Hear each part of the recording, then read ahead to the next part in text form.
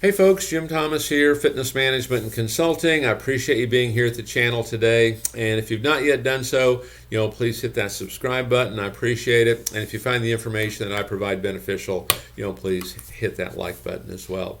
Now, before we jump into our topic today, a quick reminder, to learn more about me, to learn more about my company, check out the links below. Numerous opportunities. We're still offering a free 45-minute strategy session. You can click that link below, and happy to chat with you about how we can help you grow and develop your business.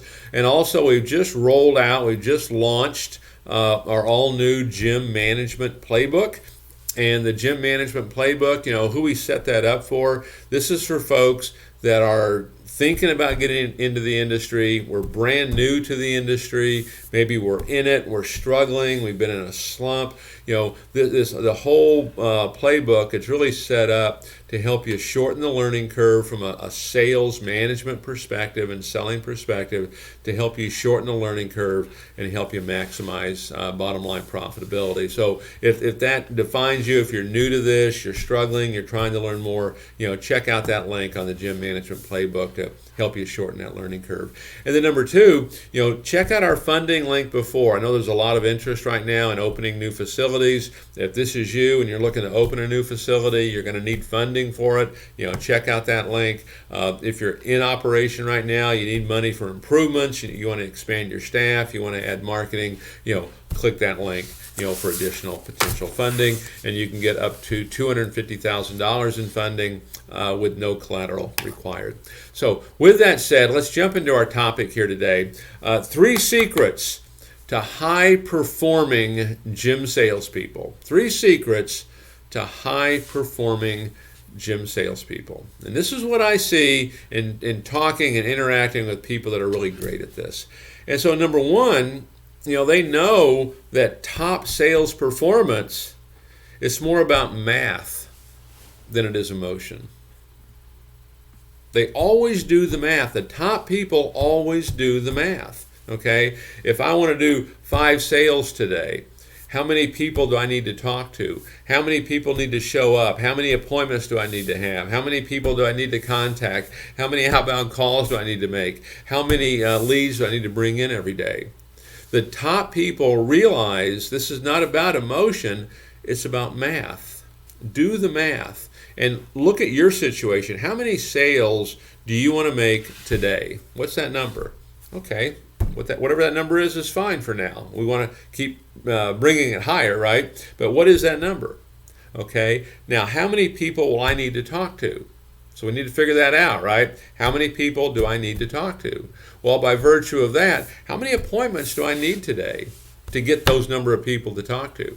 And if that's the number of people that I need to have appointments for, how many folks do I need to talk to book that many appointments? How many outbound calls do I need to make to talk to that many people? And in order to make those outbound calls, how many leads do I need to generate? It comes down to the math. Always do the math on this. It won't let you down. It's going to deliver this to you without emotion. It's going to be real, and if you follow it, you're going to have great success. Number 2, they remember that selling is theater. Selling is theater. And let me tell you 2 things about the theater, okay?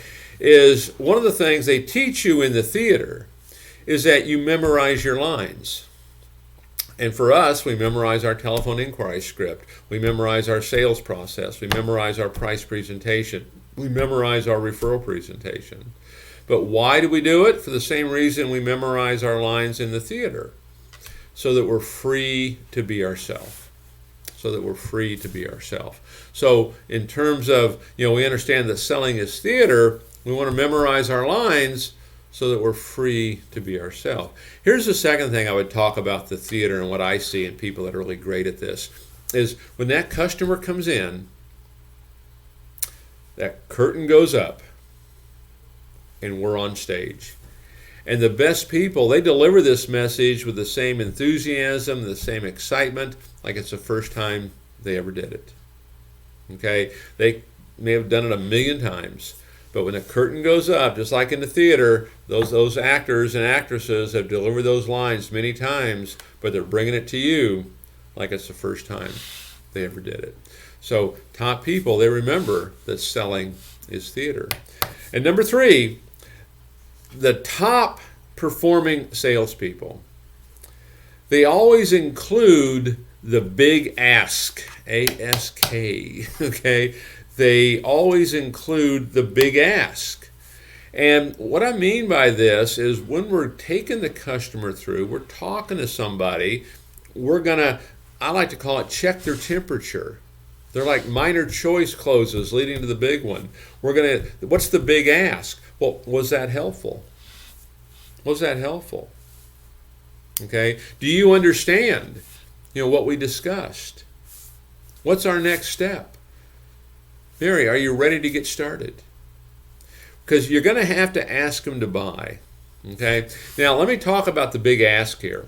Okay, I'm going to go back to when I was in membership sales, and this is when I had figured it out. And again, a lot of you that have followed the videos, you know that I didn't have it figured out at first. I very much struggled.